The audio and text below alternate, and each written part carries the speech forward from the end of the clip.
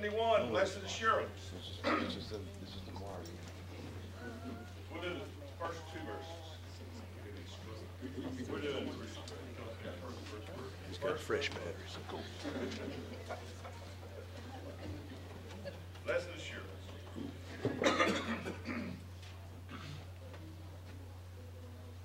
Blessed assurance, Jesus is mine. Oh, what a foretaste of glory divine, heir of salvation, purchase of God, born of His Spirit, washed in His blood. This is my story, this is my song, praising my Savior all the day long. This is my story, this is my song, praising my Savior all the day long. Blessed submission, perfect delight, visions of rapture now burst on my sight. Angels descending, bring from above, echoes of mercy, whispers of love. This is my story, this is my song, praising my Savior all the day long. This is my story, this is my song, praising my Savior all the day long. All right, y'all give yourselves a good job there.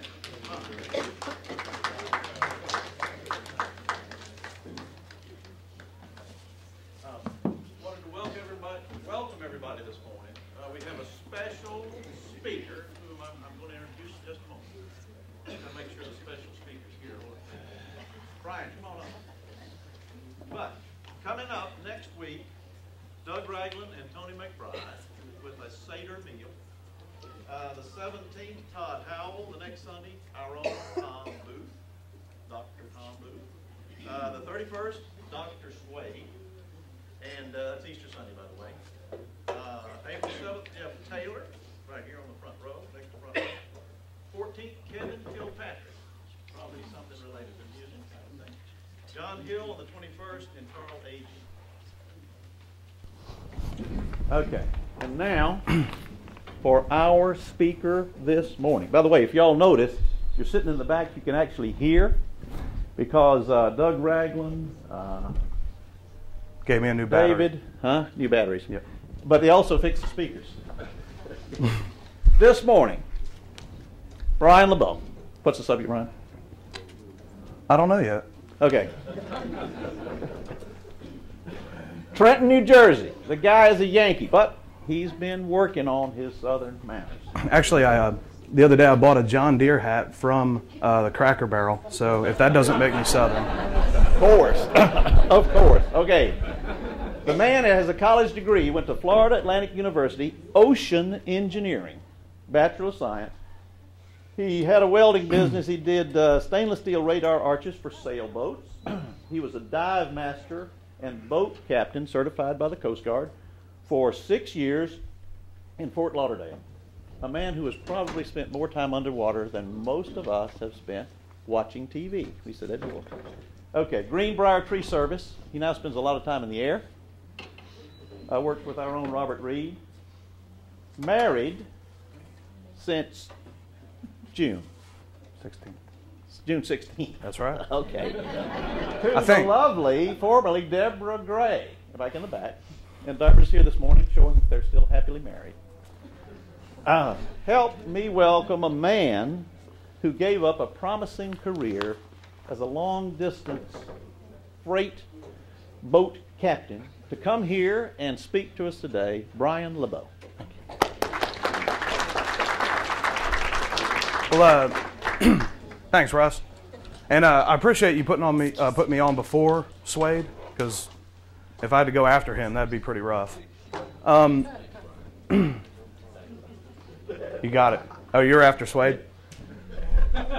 Do you want to come up? We'll pray for you real quick. Okay. This past weekend, I was at Trace Diaz, and a lot of you guys have heard of that.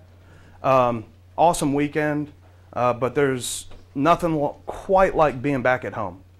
And I love you guys, so I'm really, really glad to be here with the church family. And I wanted to start this morning with a couple of disclaimers. One is that today, when I speak about God, I'm going to be using God and Jesus kind of interchangeably. I believe in the deity of Christ. I believe that he was fully God and fully man. So, if I'm offending anybody, sorry. But I think we're all on board there. And so when I talk about that, I will absolutely be using those interchangeably, because this morning, I didn't want to look at just the New Testament Christ or the Old Testament Yahweh. I really wanted to look at the entire story of God. So I hope you guys got your waders on, because it's fixing to get deep. Okay, we're going to talk about a lot, but I want to really focus in on one specific point. And that point is the overlying sovereignty of God. Okay, but what it boils down to is that you are created in the image of God, and that he created you and you and you and you for very, very specific purposes. That you are absolutely who he created you to be. Sounds like something Joel Osteen would say. Any Osteen fans in here? No? It really does. It sounds like a point. But you know what? I don't think that that's it. I don't think that that's just it. So we're going to talk a little bit more about that stuff. But I wanted to start off with some stories. I wanted to talk a little bit about Moses, the chosen one to lead Israel's people out into the wilderness, to lead them to the promised land. We know that story. We know the story about a guy before that who was asked to sacrifice his only son. Right?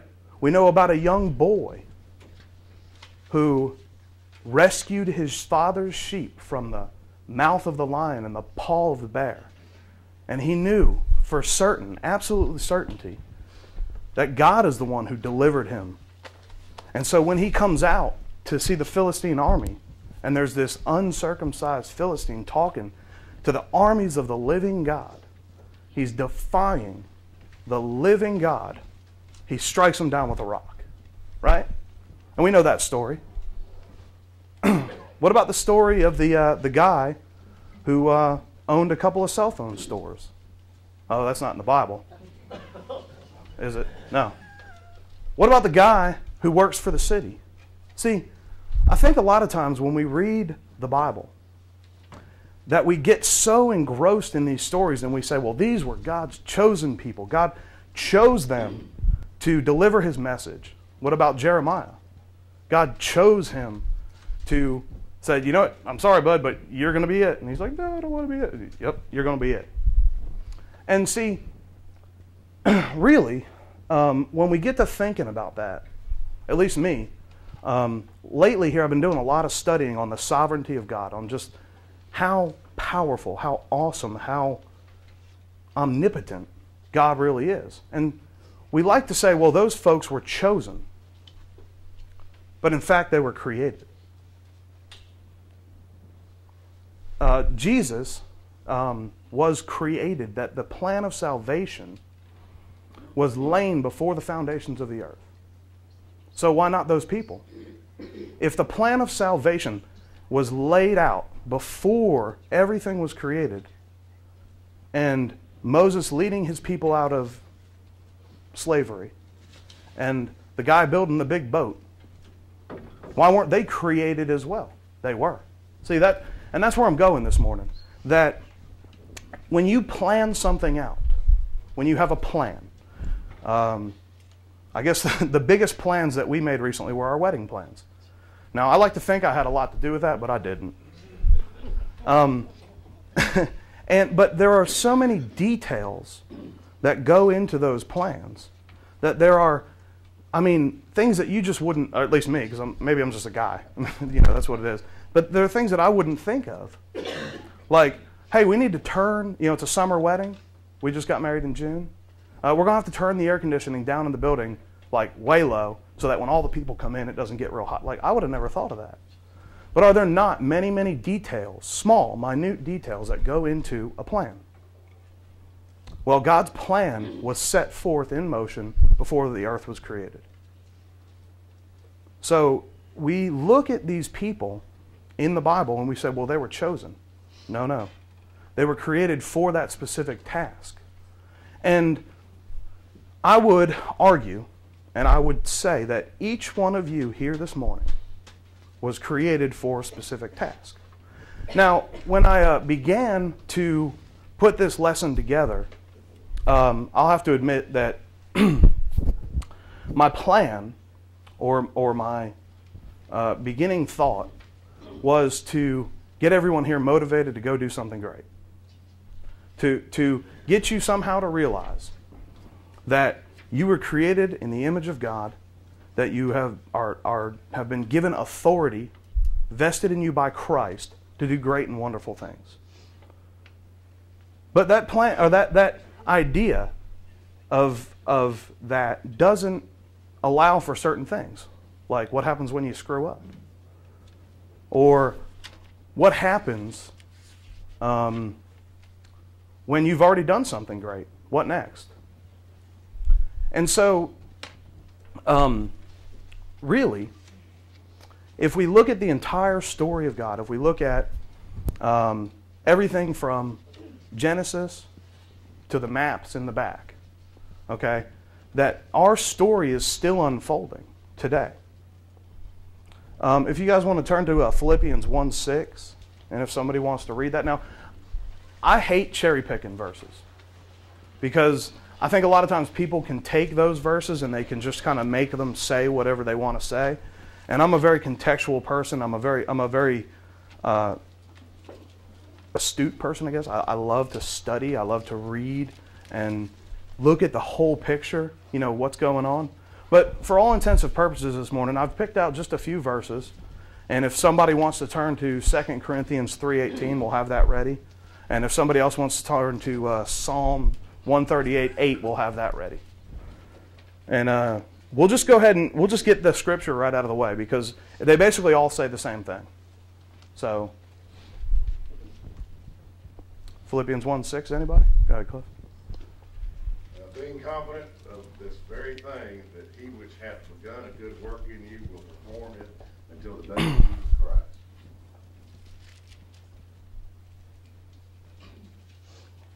Anyway, and then 2 Corinthians 3:18.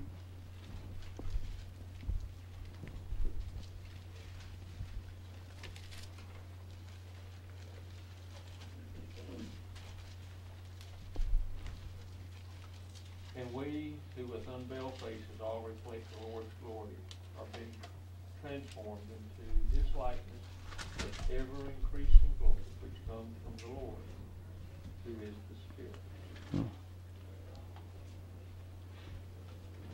And Psalm 138:8. The Lord will accomplish what concerns me. Thy loving kindness, O Lord, is everlasting. Do not forsake the works of thy hands. The common thread that runs through those verses are the work of the Lord's hands. That in Philippians he says that his work will never go unfinished. And so if we say you are exactly who God created you to be, where does that leave us? The problem with saying just that, the problem with what I would call that Osteen quote, because it really to me just sounds just like something that he would say. The problem with that is that, like I said, what happens when you mess up?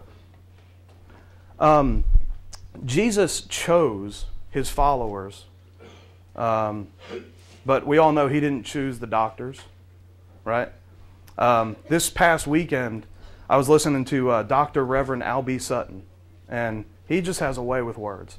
And he said it like this. He said, Jesus chose the knife-toting, cussing, drinking sailors.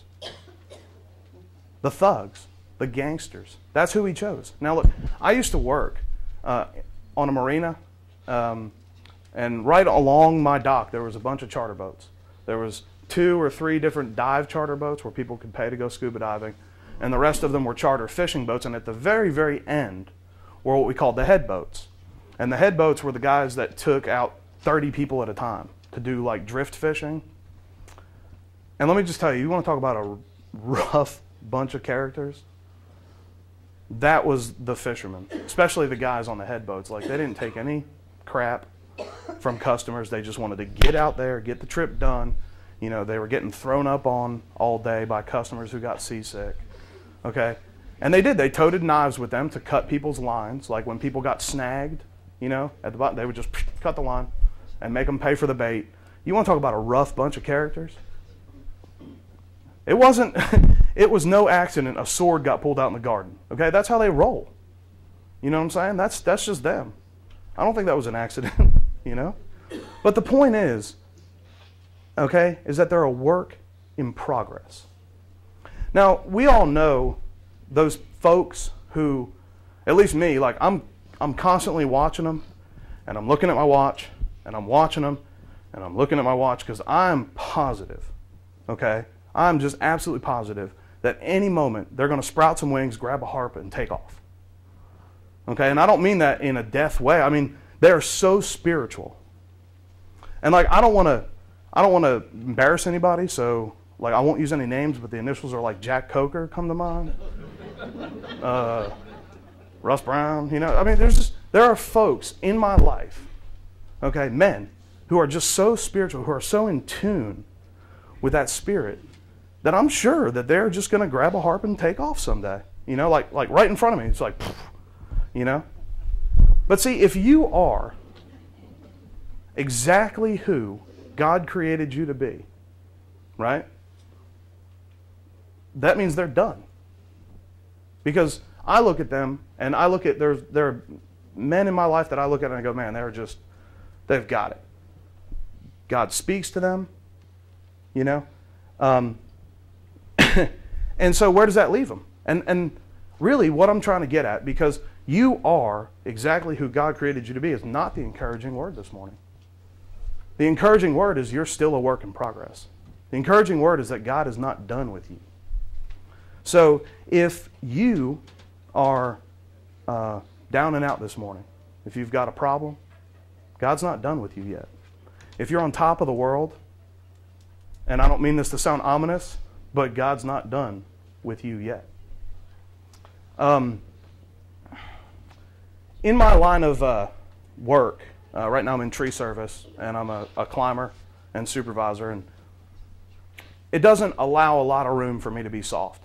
I've got to be pretty tough. I get cuts, bruises, scrapes all day long.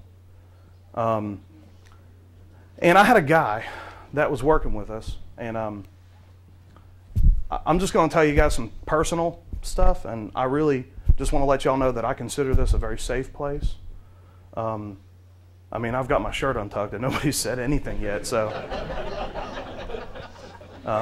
And my wife's sitting over there too, which I don't even know how I got away with that.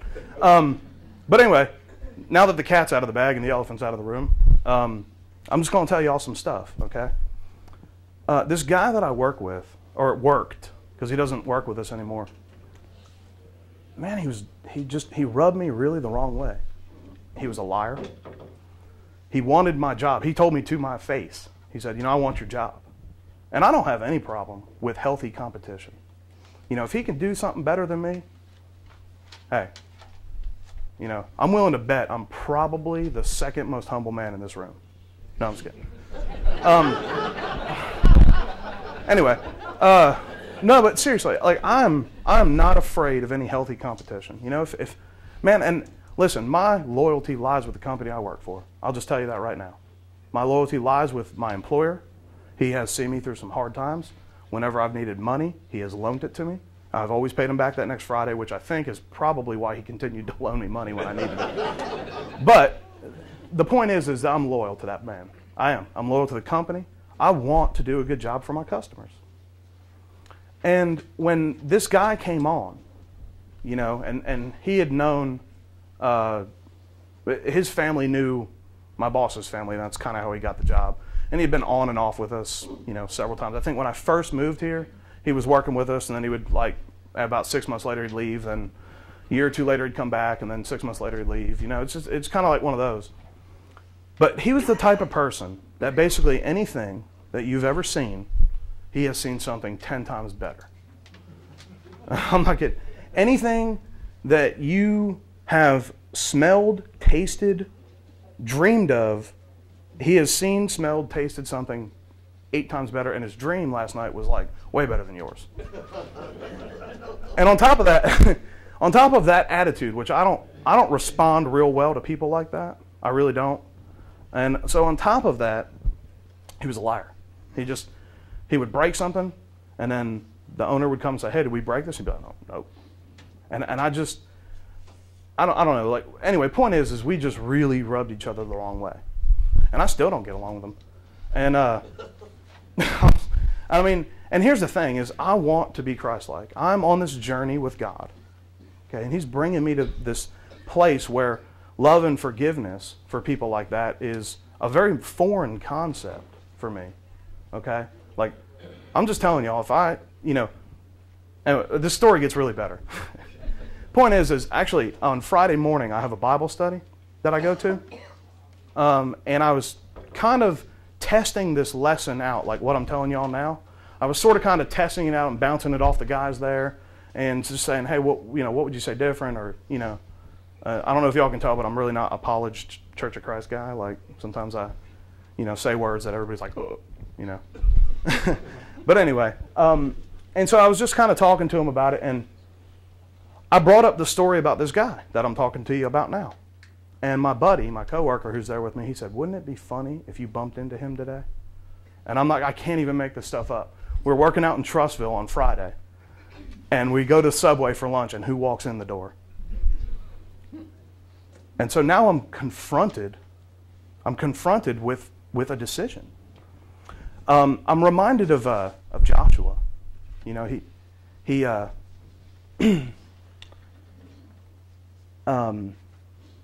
He's ordered to take Jericho, right? Am I talking about the right character, Joshua? Yeah. Okay. Just make sure. And he goes and he sees a man with a sword, and he says, "Whose side are you on, mine or yours?" And he goes, "Neither. I'm on God's side." And right then and there, at that moment, Joshua was confronted with what I would call a moment of faith. He needs to make a decision. And so he knows what to do. He knows whose side he's on or whose side he wants to be on, right? And so he falls to his face. He says, "What do I do?" And the guy says, "Take off your shoes." Well, look, if I'm fixing to go into battle, take off your shoes is probably not what I want to hear. I'd like to hear like, "Hey, put catapults over here, shoot things at the wall, weaken it there, put your armies over here." But right then and there he says, I need to be faithful. I know what side I want to be on. So I would just say that on Friday afternoon, right around lunchtime in Subway was my moment of faith, right then and there, because I was talking about it that morning. And so, I was confronted with a decision. Do I take him out and whoop him? Well, look, listen, I'm a Christian, okay? I love God. I love Jesus, okay? But that doesn't mean I won't put you on your butt. It just means that afterwards, I'll pick you up and hug you. Right? Jesus wasn't a punk. Let's not get it twisted, But anyway, so you know what I said? I said, "Okay." And I just said, "Hey, man, how's it going?" And I smiled at him. And he didn't say anything to me. He was acting like, and I'm fine with that. Because my job at that moment in time was to just extend grace. Grace has been given to me. I just need to extend it. Okay? The reason I told you all that story was, one, because it's kind of funny, and I really can't believe the way that God did that. I was talking about it that morning, and my buddy goes, "What if you saw him today?" And I'm like, "Well, I don't know what would happen if I saw him today." And now I know. But the point of that whole thing is that I'm on a journey that we're moving, because if I say, now, there's actually a critical part of the story that I'm leaving out, that when he was working with us again for the first time, he just annoyed the stew out of me. And so I was talking to another one of those spiritual giants in my life, and this is one of those guys that I'm sure is going to sprout some wings. His name's Steve Sheffield. He owns a logging truck, and we work with him on occasion when we have really big jobs.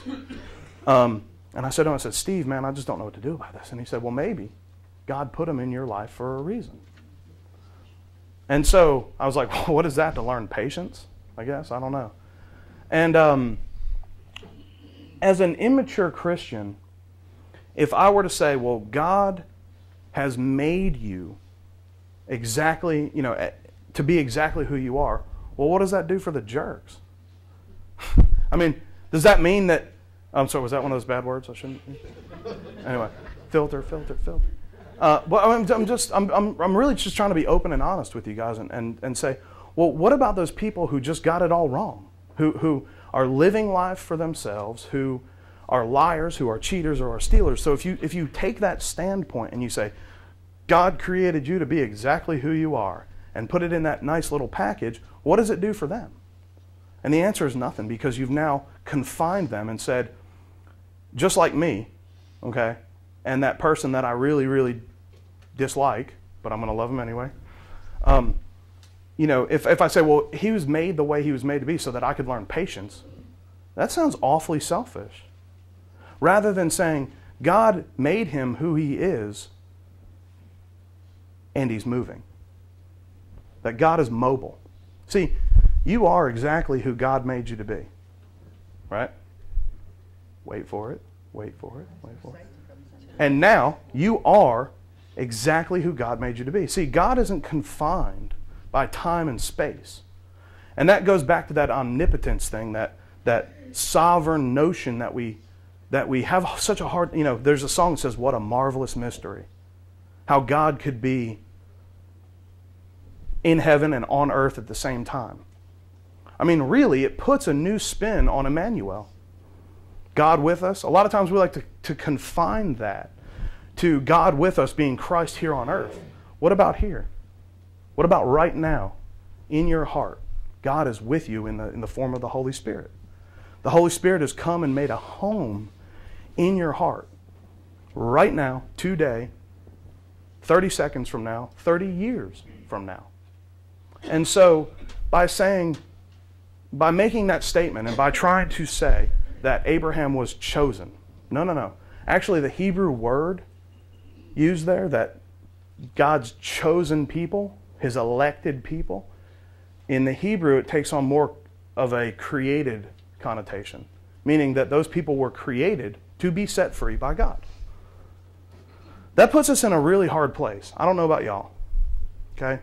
That puts me in a very difficult position, because now I have to decide, what am I going to do with the grace that's been given to me? What am I going to do today, tomorrow, 30 seconds from now, 30 years from now, with the freedom that has been bestowed upon me? With the fact that Psalm 8, I think it is, says that God created us just a bit lower than the heavenly beings, but he crowned us with the honor and glory. And so, that puts us in an odd position. It really does. And so when we're living our lives through the days, and when we go on just through today, and then we start tomorrow, that's the question I would ask you to ask yourself, is, am I living in a way that I am chosen, or am I living in a way that I've been created? And that's a tough question. Let's be honest about that. Because you can be chosen by God for something. Like, we all know that there are people that are just not going to make it to heaven, right? God already knows who they are. And so he's chosen them to not go. Like, that's a tough concept, and we don't want to talk about that. And so I would just ask you to ask yourself today and tomorrow, am I living in a way as though I've been chosen for something, or am I living in a way as though I've been created for something? Because our story is still being written, and God is still working with you. Until Christ comes, then we're still on a journey. And that's it. Thank you, guys. Any questions? Do we want to talk some?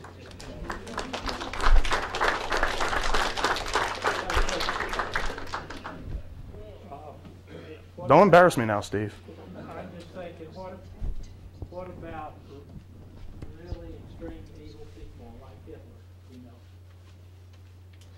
What about him? Did God create Hitler to be Hitler? I don't know. That actually, there's a... Man, I really didn't want to get into this.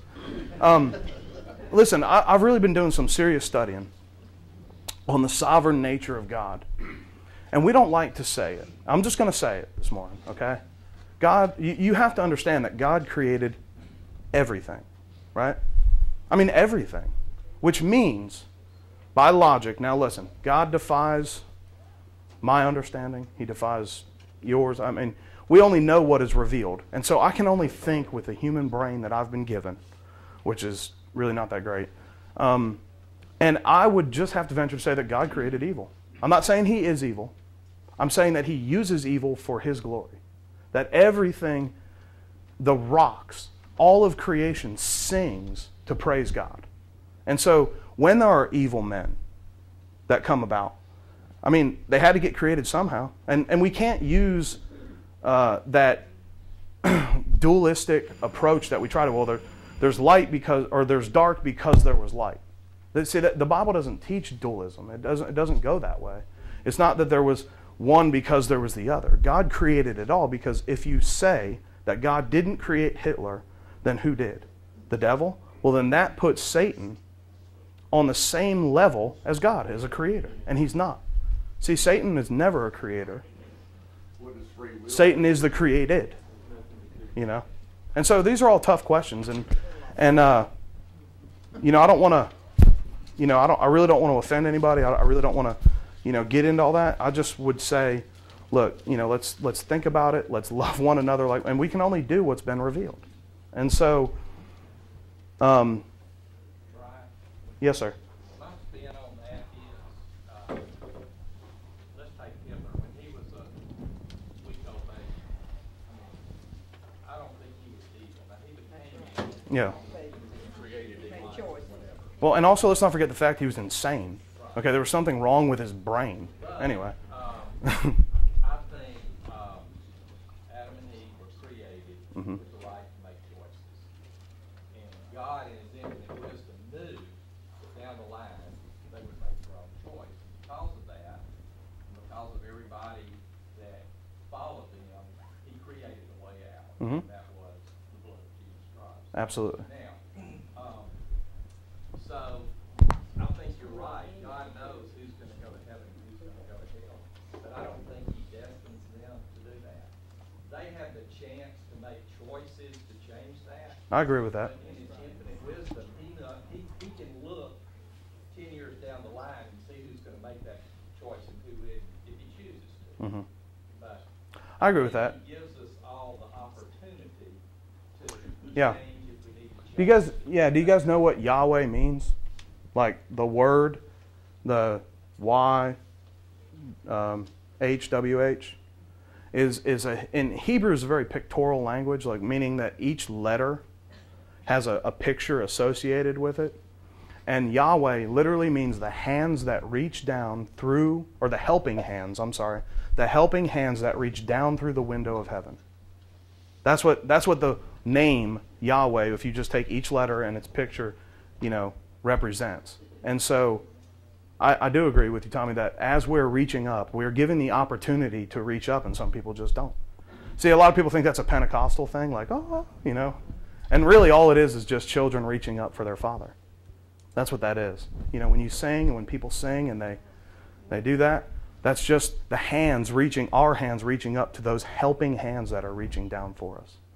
And I do agree with the fact that we are given every opportunity, and that people weren't necessarily created evil.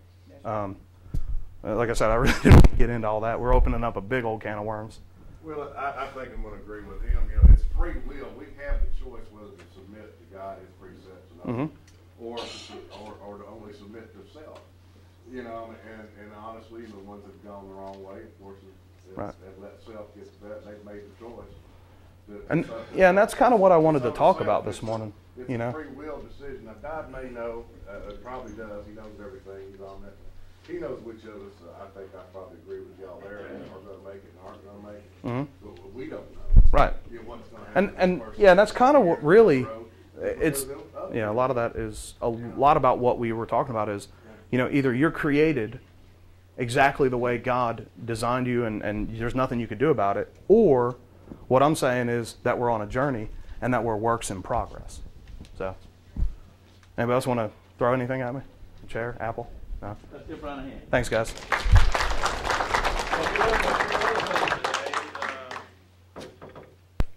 Things like, let's see, oh, from Genesis to the maps in the back.